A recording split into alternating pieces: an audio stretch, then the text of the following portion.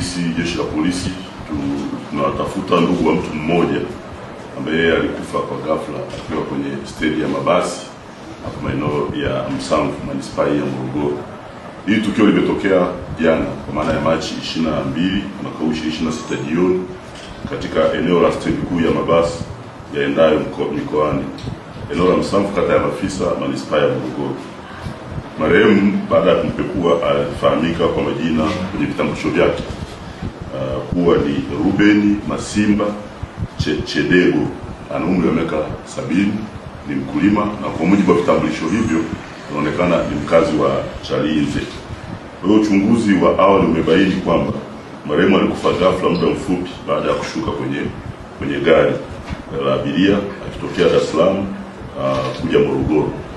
Kwa hiyo baada ya kushuka pale Msamvu alikwenda kupata haja ndogo na akiwa huko aliishiwa nguvu. Akadondoka na kisha kupelekwa hospitali ya mkoa wa Huduma.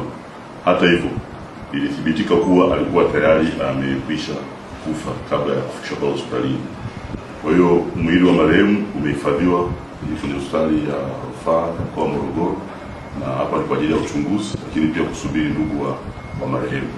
Kwa hiyo tumeweza kutambua anwani yake kupitia vitambulisho ambavyo alikuwa ameenda nayo.